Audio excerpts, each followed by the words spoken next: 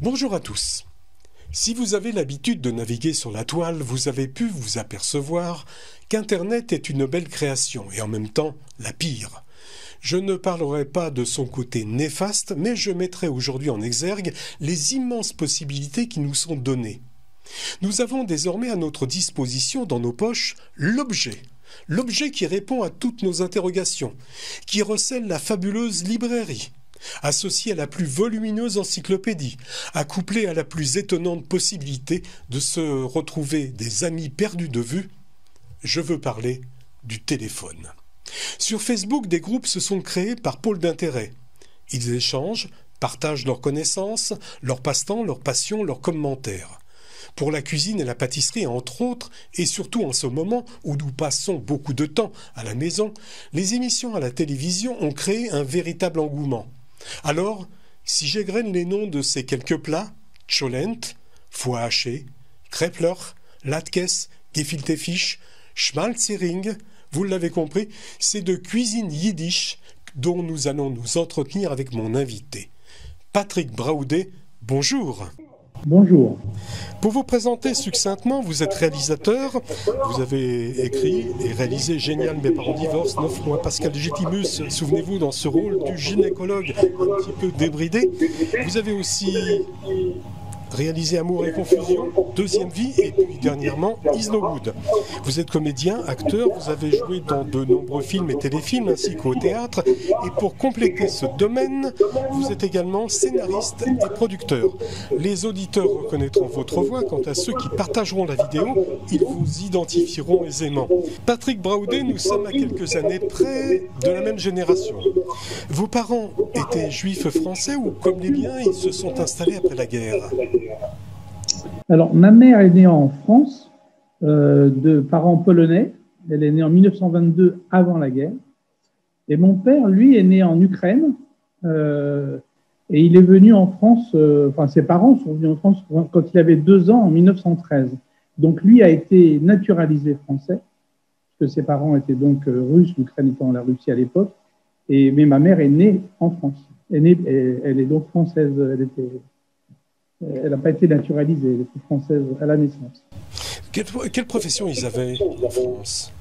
Alors, une profession très rare pour les Juifs, ils étaient dans les schmattets. Vous connaissez l'histoire. Une fois qu'on a fait le droit, une fois qu'on a fait vétérinaire, etc., il faut choisir confection pour homme ou confection pour femme. Ouais, non, ils étaient dans les schmattets. Mon père avait des magasins de vêtements à Paris. Et voilà. Donc, j'ai été élevé dans toute cette culture du sentier, de la rue de Turenne et des magasins. Et vous n'avez jamais fait de film sur ce corps ? Non, c'est vrai, je n'ai pas fait de film dessus, sur d'autres choses, mais bon, c'est effectivement une grande partie de ma vie. Même quand j'avais 14-15 ans, je tenais un petit stand devant le magasin de mon père pour vendre des jeans et des pulls jacquard, tout ça. Vous habitiez à Paris dans quel quartier ? J'habitais dans le 16e arrondissement. Ah, c'est complètement différent. Les miens habitaient dans le 20e arrondissement. Hein. Ah oui, là, écoutez, mes parents, quand ils sont arrivés, ils habitaient dans le 11e. C'était vraiment les petits juifs du 11e, dans des coins qui étaient à l'époque extrêmement populaires et des coins un peu pourris. Et puis, mon père, après la guerre, a eu la chance de faire des affaires qui ont plutôt pas mal marché. Et donc, moi, au moment où je suis né, c'était le moment un peu florissant pour la famille et je suis né dans le 16e, voilà. 1954, hein. 1954, absolument. Est-ce que vous avez fréquenté ensuite des mouvements de jeunesse juifs comme le Dror, la Bonim, la Shomerat Saïr ou le Akiva ? Non, dans ma jeunesse, pas du tout, en fait. Il se trouve que on a été, comme beaucoup de juifs ashkénazes, on a été dans ma famille extrêmement touchés par la Shoah.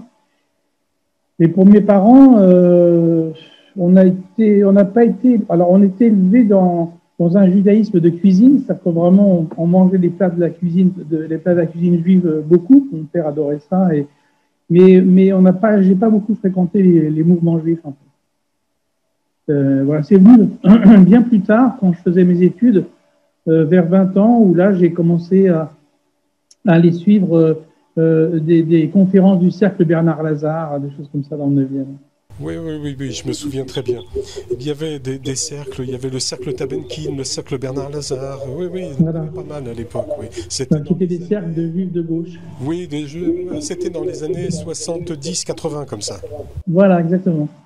Patrick Braoudé, alors qu'on soutient sa thèse de vétérinaire et qu'après de longues études, 7 ans, on peut enfin s'exercer au bistouri, vous avez préféré les planches au théâtre. Pourquoi? Comment c'est arrivé? Écoutez, c'est le hasard de la vie. Voilà, ma passion depuis toujours, depuis que j'étais petit, était les animaux et j'avais vraiment envie d'être vétérinaire. Donc j'ai fait l'école de Maison-Alfort, j'ai réussi le concours et j'ai fait cette école-là avec ma passion pour les animaux. Et puis, arrivé en première année d'école vétérinaire, j'avais une amie avec qui j'avais fait mes années de prépa. On avait bossé beaucoup tous les deux pendant 2 ans. Et elle adorait le théâtre. Elle a eu envie de monter une troupe de théâtre à l'école vétérinaire. Moi, j'avais d'assez mauvais souvenirs du théâtre amateur par des copains qui jouaient des pièces à la fin de l'année à chaque fois. Et c'était assez terrible. Et donc, j'avais pas trop envie. Mais pour lui faire plaisir, voilà, on a monté cette troupe de théâtre. À la fin de la première année d'école vétérinaire, on a monté une pièce. Je suis monté sur les planches pour la première fois au théâtre de Maison-Alfort pour jouer la pièce. Et là, ça a été une révélation. Je rentre sur scène, c'était une pièce comique. Et j'ai fait beaucoup rire les gens. Et je me demandais ce que c'était vraiment, qu'est-ce qui m'arrivait, qu'est-ce que c'était que ce sentiment que je ressentais, cette bouffée d'euphorie que je ressentais sur scène. Et donc, en sortant de scène, je me suis dit, oh là là, mais moi qui voulais être véto, je crois que ce soir, j'ai envie d'être comédien. Qu'est-ce qui vous reste d'être vétérinaire? Alors, il me reste toujours la passion des animaux. Ça ne m'a jamais quitté. Un aquarium derrière vous? Il est au fond là-bas, ouais. Oui, je vois que vous postez souvent des photos. Ouais, on le voit là-bas, sous mon doigt là-bas. Oui, voilà, j'ai des aquariums depuis que je suis tout petit. J'ai une vraie passion pour les aquariums, mais pas seulement pour plein d'animaux. J'ai 2 chats qui se baladent quelque part dans la maison. J'ai toujours eu des animaux, des hamsters, des cochons d'Inde, des tortues, des oiseaux, des perroquets, un peu de tout. Et donc ça, il me reste cette passion-là, parce qu'effectivement, sur mon Facebook, je poste régulièrement des photos d'animaux. J'adore ça. Et puis, j'ai eu la chance aussi, juste avant le confinement, juste avant la Covid, il y a 1 an pile, de partir en Afrique du Sud et de faire vraiment plein de photos des animaux d'Afrique du Sud. Et voilà, c'est une grande passion pour moi, les animaux. Donc ça me reste. Il me reste de temps en temps de mon truc véto, des fois des gens qui m'appellent pour me dire mon chat a ça, mon chien a ça, Patrick, qu'est-ce que je peux faire? Et je lui dis, va voir le vétérinaire. Très bonne réponse. Pour en venir à notre sujet de prédilection, c'est sur Amateur de cuisine yiddish qui comprend plus de 6500 membres que nous avons échangé et pris contact. Patrick Braoudé, comment vous avez découvert ce groupe? Alors écoutez, je crois que c'est un ami qui s'appelle Olivier Schwartz, dont on voit régulièrement la recette du Keiskiren de sa grand-mère, je crois, sur... Celui de ma mère est meilleur. Hein. Bah, évidemment, mais ce que vous ne savez pas, c'est que celui de ma mère était meilleur que celui de votre Ma femme le fait très bien maintenant. Et donc, en fait, je crois que c'est Olivier qui m'a mis sur ce groupe, qui m'a branché sur le groupe.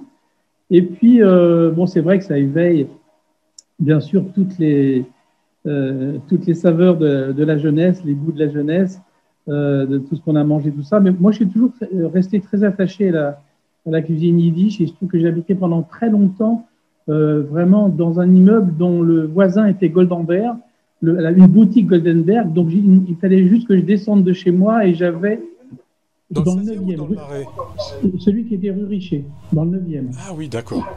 Ouais, il y avait 4 boutiques Goldenberg à Paris. Il y avait rue Tédebourg, rue Richer, Wagram et puis rue des Rosiers.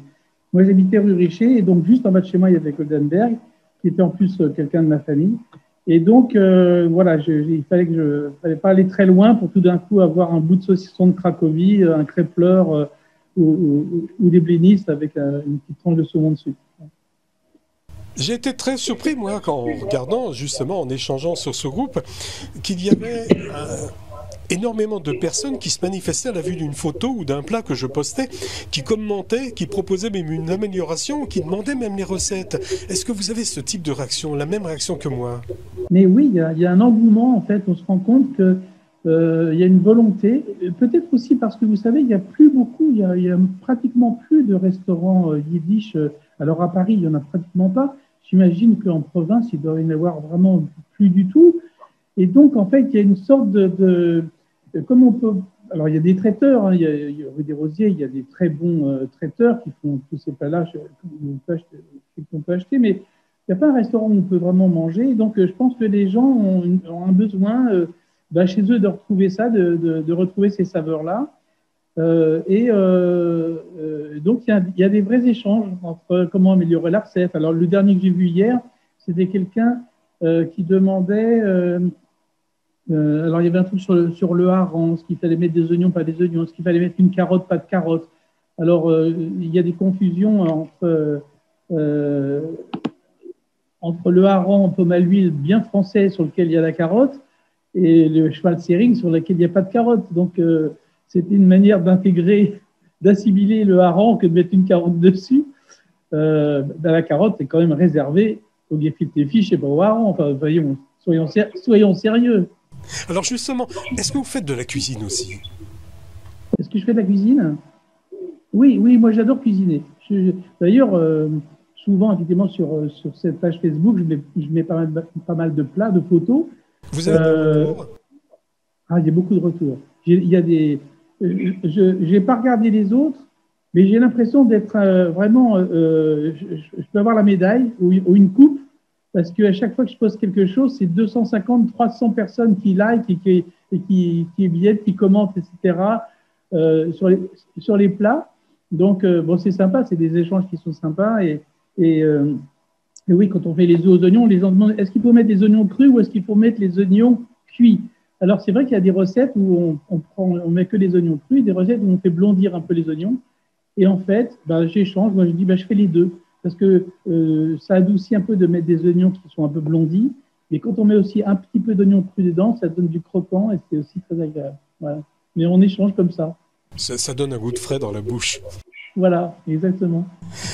La mémoire sensorielle, cette mémoire inconsciente, est liée aux 5 sens. Vue, ouïe, odorat, goût et toucher. Parmi celles-ci, les mémoires olfactives et gustatives peuvent faire remonter de très loin des souvenirs enfouis dans nos mémoires, puisque même les bébés y sont sensibles. Patrick Braoudet, pourquoi éprouvons-nous ce besoin, je dirais même presque psychanalytique, de retrouver cette cuisine qui a été délaissée au fil du temps? C'est de retrouver un peu sa jeunesse, c'est retrouver ses parents, c'est retrouver sa famille. Je pense que moi, j'ai plus mes parents. J'ai évidemment 66 ans et j'ai plus ni mon père ni ma mère. J'étais le petit dernier de la famille, donc forcément, quand mes parents m'ont eu, ils étaient déjà un peu plus âgés. C'est vrai que c'est une manière. D'abord, j'aime beaucoup cette cuisine-là. J'ai été élevé avec, et c'est ma Madeleine de Proust. Hein, voilà, un pied de veau en gelée, je peux fondre devant. Beaucoup de gens trouvent ça écœurant, on n'arrive pas à le manger ni à le regarder. Mais moi, c'est ma Madeleine de Proust. Voilà, tout de suite, évidemment, j'ai toutes les saveurs qui reviennent. Et puis, j'ai les images qui reviennent de ma mère le préparant, de la famille en train de manger. Donc, voilà, on a tout ça. C'est une manière de retrouver un petit peu. D'ailleurs, vous savez, c'est marrant, mais je suis allé il y a 2 ans, j'ai tourné dans une série israélienne qui se tournait en Ukraine. Mon père venant d'Ukraine, c'était la première fois que je mettais les pieds en Ukraine. Et j'étais vraiment très heureux d'aller en Ukraine. J'avais l'impression d'être chez moi, en fait. J'allais dans les restos. Dans les restaurants, il y avait du hareng, il y avait des œufs de saumon, il y avait des blinis, enfin, on servait un petit coup de vodka avec tout ça. Il y avait les petits raviolis qui ressemblaient à des crêpes-leurs avec des choses. Voilà. Et j'avais vraiment une sorte de sentiment de retourner à la maison. Et puis, je suis allé une journée sur la tombe de Rabbi Nachman Breslev à Ouman. Quelqu'un m'a conseillé d'y aller. Je ne connaissais pas et vraiment, je suis heureux d'avoir passé cette journée là-bas. Et il y avait un restaurant ashkénaze dans lequel j'ai tout commandé. Vous savez, j'ai eu la carte entre les mains et je voyais sur cette carte tout ce que mon père, originaire d'Ukraine, aimait. Et j'ai commandé le borscht, les crêpes-leurs, le gefilte fish, j'ai tout commandé. Arrêtez, vous me faites saliver. Il y en avait sur la table partout. Et je me suis régalé en demandant un petit peu de tout ça parce que voilà, ça me rappelait tous ces bons moments-là. Ici à Cannes, l'âge d'or des Ashkénazes venant de toute la France pour le soleil de la Côte d'Azur est révolu. Comme dans le film Madame Jacques sur la croisette d'Emmanuel Finkiel, sorti en 1997, les anciens, nos parents, sont partis à un. Il reste les enfants, mais le yiddish se perd, même s'il persiste une littérature, des textes, de la poésie. Il n'y a plus de quotidien, de pièces de théâtre, d'opérettes jouées dans cette langue. Et aujourd'hui, peu la comprennent, et encore moins l'étudient. Patrick Braoudé, cette cuisine que l'on fait revivre à travers ce groupe, c'est pas, allez, je vais employer un mot que j'ai inventé, le dernier refuge de la yiddishitude.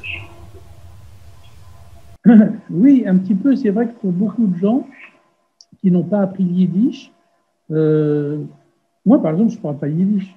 Je ne connais que les insultes en yiddish. C'est tout. Parce que c'est tout. Enfin, je veux dire, oui, les gros mots, voilà.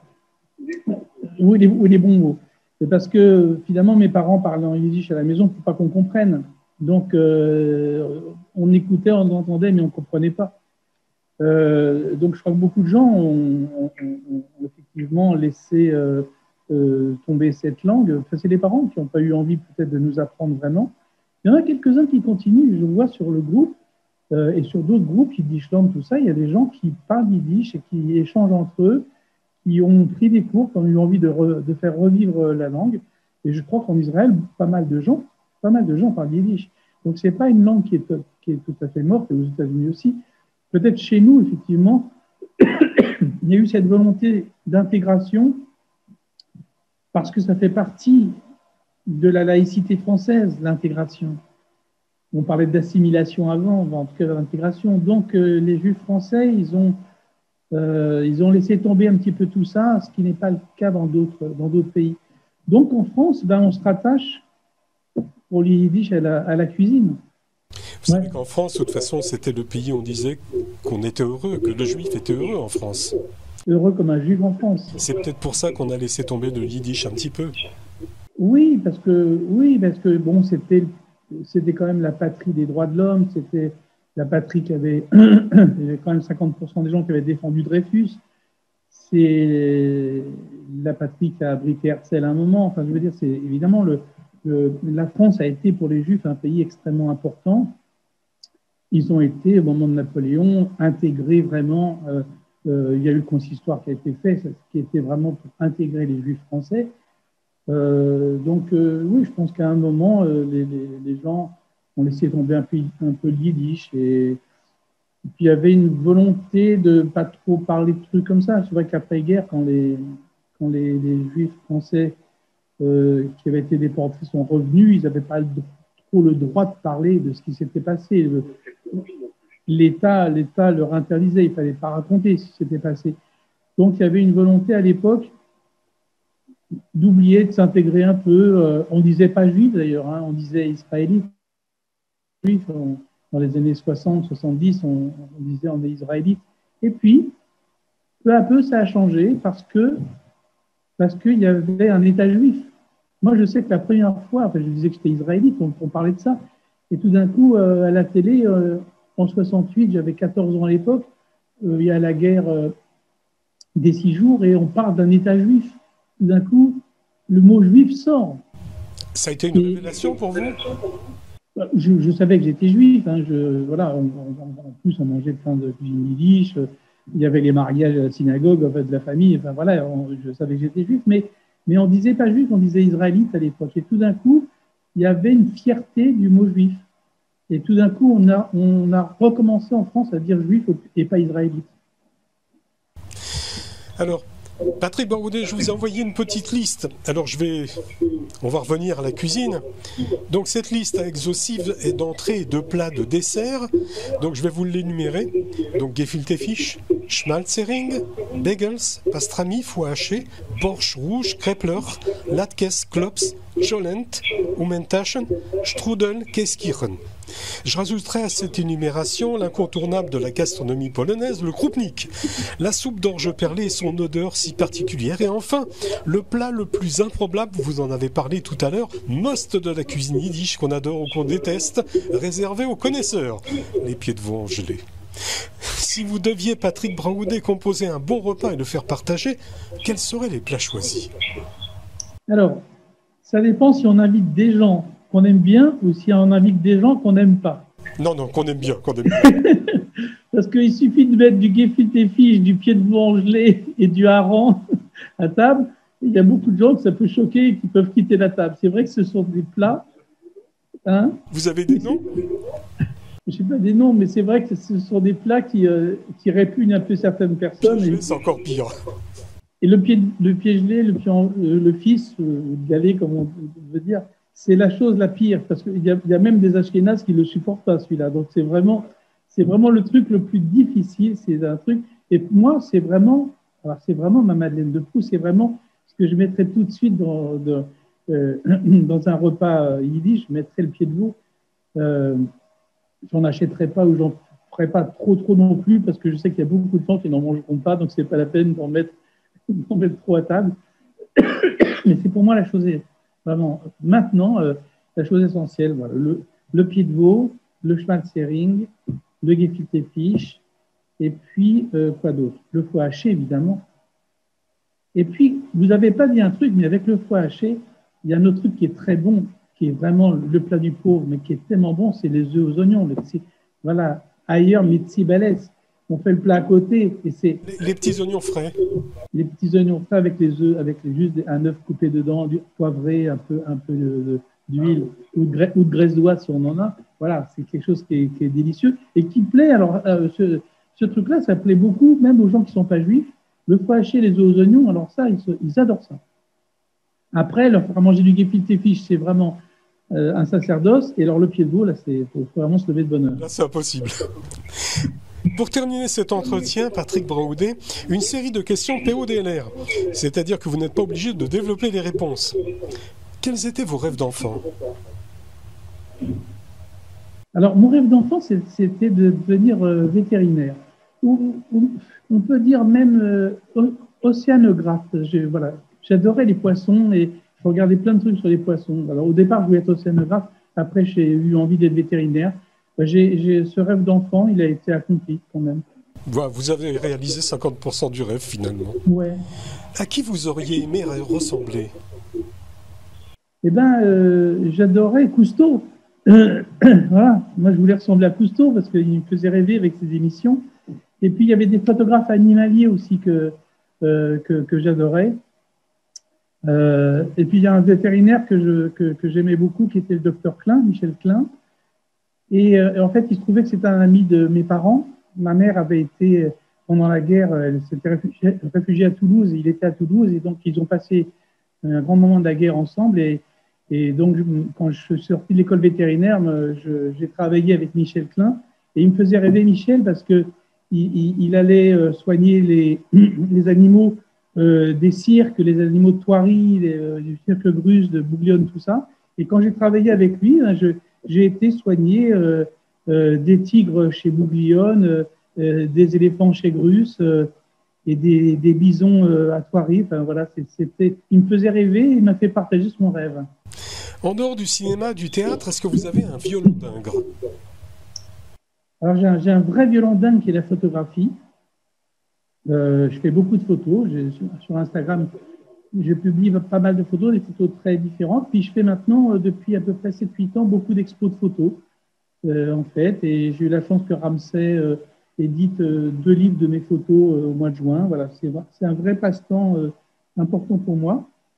Et puis un autre passe-temps très important qui est les poissons, l'aquariophilie. Voilà, j'adore ça. Je passe du temps avec les aquariums. Ça me détend.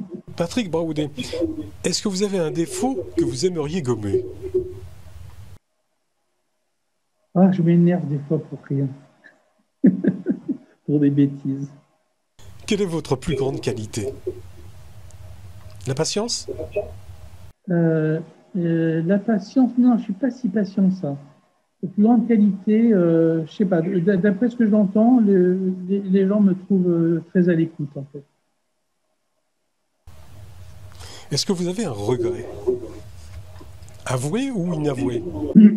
Un regret, j'aurais adoré tourner avec Laurel et Hardy ou les Marx Brothers ou Woody Allen. Enfin, voilà, j'ai adoré tout.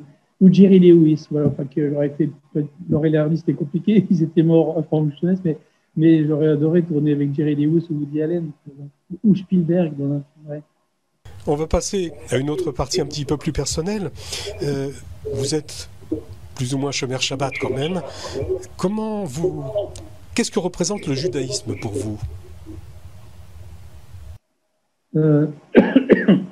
C'est une grande partie de ma vie. Oui, je suis Shomer Shabbat entre guillemets parce que j'allume l'électricité. Mais bon, je prends pas la voiture, je travaille pas. Même quand je fais un film, les gens savent qu'à partir du vendredi, la première étoile, ça s'arrête parce que c'est Shabbat et qu'on ne tourne pas à ce moment-là, ni le samedi. Je fais ma prière tous les matins. Donc, oui, ça fait partie quelque chose d'important de ma vie. Je ne peux pas débuter une journée si je n'ai pas mis les téphilines. C'est la première chose qu'il faut pour moi pour débuter la journée. Sinon, la journée ne peut pas exister. Donc, c'est une partie importante de ma vie. C'est quelque chose que, de toute façon, que je ne peux pas gommer, que je ne veux pas gommer. C'est mon histoire. C'est une histoire que je transmets. C'est un message qu'on a reçu depuis très longtemps et qu'on se doit de transmettre. C'est ça le judaïsme. Patrick Braoudé, ma dernière question. En tant que comédien, réalisateur, scénariste et producteur, votre conviction a-t-elle influencé votre écriture, votre jeu d'acteur ou votre manière de mettre en scène?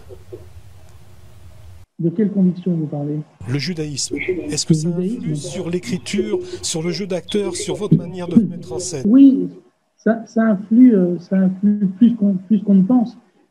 Dans ma manière de jouer, il y a un truc très juif dans l'expression corporelle, dans le débit de parole que je peux avoir quand j'écris mes scénarios.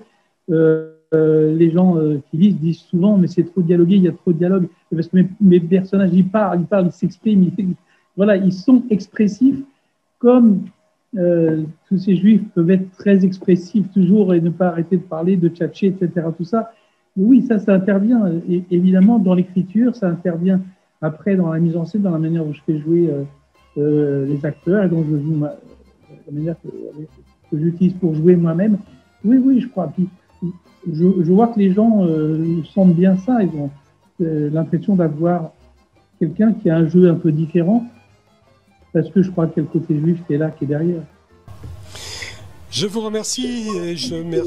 remercie Patrick Braoudé, tout particulièrement ce vendredi matin, acteur, réalisateur, scénariste et producteur français et aussi amateur de cuisine yiddish, d'avoir répondu si gentiment à mes questions. Et puis je vais remercier aussi Gérard Zawi qui intervient à la régie et qui est à mes côtés. Et je vous souhaite Shabbat Shalom. Shabbat Shalom. Git Shabbos. Git Shabbos.